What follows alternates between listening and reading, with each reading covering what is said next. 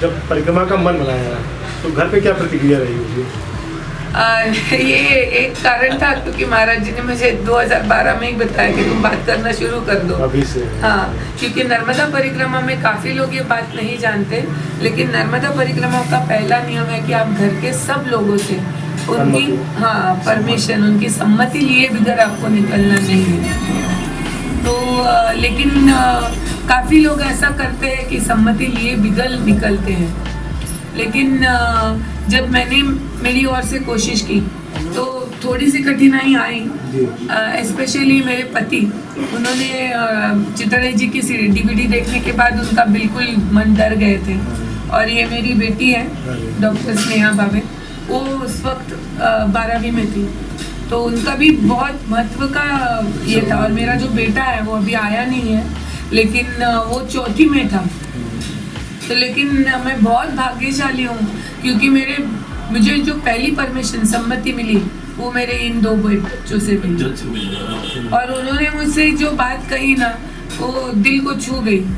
मतलब वो बोले कि इसको तो मैं बोलती हूँ कि फिर भी 12वीं कक्षा में थी तो कुछ तो समझ थी, लेकिन उसको तो बिल्कुल ही समझ नहीं थी। बहुत छोटा था, वो बहुत छोटा था, लेकिन उसने मेरे को उसकी भाषा में मेरे को सिर्फ इतना ही कहा कि मम्मी, मेरे को जब बुखार आता है तो आप पूरी रात मेरे पास बैठी रहती हो, तो मेरी जब टीचर होमवर्क देती है, प्रोजेक्ट देती है, तो आप मेरे को वो कंप्लीट करने में मदद करते हो। तो जब आपको ये करना है, कुछ करना है मन में, तो इसमें मैं आपका साथ क्यों ना दूं। मतलब ये बात इस उम्र के बेटे ने बोलना, ये 9 साल का परमेश्वर कृपा है, इसके बिगड़ नहीं हो सकता। और उसके बाद मेरा रास्ता जैसे खुल गया, क्योंकि हर एक जन जो भी मेरे से पूछता वो यही पूछता कि आपके बच्चों ने आपको परमिशन दे दी, वो ठीक है इसके साथ। तो वो जब मेरा उत्तर हाँ था तो उसके आगे कुछ नहीं था।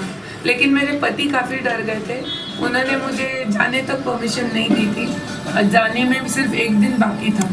तो उस वक्त मैंने नर्मदा जी से और मेरे गजानन महाराज जी से मैंने सिर्फ यही प्रार्थना की कि मैं तो आपके कहने पे मैंने परिक्रमा उठाने की ठान ली, मेरा पाँव अभी पीछे नहीं आएगा, लेकिन अगर आप चाहते हैं कि ये परिक्रमा ठीक से हो तो मुझे सिर्फ एक ही बात चाहिए कि मैं निकलने तक मुझे इस इंसान ने बस इतना बोलना है कि आप चले जाओ, मैं अपने दोनों बच्चों की ओर ठीक से देखूंगा, इसके अलावा मेरे को कुछ नहीं चाहिए। तो ताजुब की बात है, लेकिन दूसरे दिन सवेरे सवेरे मेरे पति ने मेरे को बुला के, मैंने पहचान लिया था कि वो पूरी रात सोए नहीं थे और रोए थे, लेकिन उन्होंने इतना बताया कि मैं सिर्फ तुम्हें इसलिए रोकना चाहता था कि मैं तुम्हें खोना नहीं चाहता, लेकिन अभी आप जाना चाहती हो तो मैं आपको रोकूंगा नहीं। तो उन्होंने उस वक्त मेरे को जाने को हाँ बोला, वरना तब तक नहीं बोला।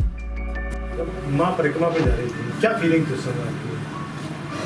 ऐसी ज़्यादा कोई फीलिंग नहीं थी, क्योंकि मैया ने बताया था कि नर्मदा परिक्रमा का क्या अर्थ होता है, उससे क्या होता है। तो मेरा ऐसा था कि हम अगर कोई हट करे कि हमको कुछ चाहिए तो वो हमें वो देती थी, तो उनको जो जीवन में चाहिए वो हम क्यों ना दें। कुछ महीने की बात थी तो ठीक था। फिर भी 3-4 महीने के लिए माँ दूर जा रही है, ये दुख तो रहा होगा अंदर? नहीं, 3-4 महीने मैं इनको जाते वक्त मैंने सबसे 8 महीने की परमिशन ली थी, क्योंकि बता नहीं सकते ना मैं कितना चल सकती हूँ कितना नहीं, पाँव में फोड़ी आ जाएगी, छाले आ जाएंगे, कितना रुकना पड़ेगा, तो ये सब मालूम नहीं रहता।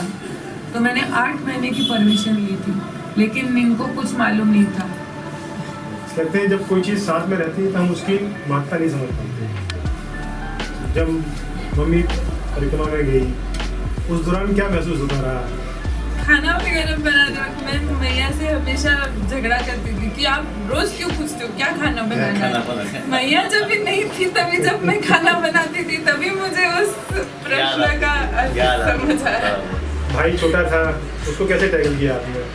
नहीं, ऐसा कुछ परेशान नहीं करता था, और नानी थी घर पे, कभी कभी आती थी तो कोई दिक्कत नहीं होती थी। पापा क्या फीलिंग रहती थी? कुछ नहीं, ऐसा सब एडजस्ट करके रहते थे, क्योंकि मैया नहीं थी तभी। जब आई तब क्या लगा? जब आई तो बहुत खुश थे हम, बहुत मम्मी दिखने में भी बदल गई थी क्योंकि पैदल परिक्रमा हुई थी तो एकदम पतली हो गई थी और ऐसा पहले तो हम पहचान नहीं पाए थे। इस उम्र में इस तरह की फीलिंग आ गया, जिनके सानिध्य का प्रताप है आपके पास, आप अपनी उम्र के लोगों को क्या संदेश देना चाहेंगे? मैं यही कहना चाहूँगी कि मटेरियलिस्टिक चीज़ें हैं पर उसके साथ आध्यात्मिक चीज़ें को भी जोड़ के देखना चाहिए। यही कहना चाहूँगी। आप डॉक्टर हैं? हाँ। किस विधा से हैं? किस विधा से, मतलब आयुर्वेदिक।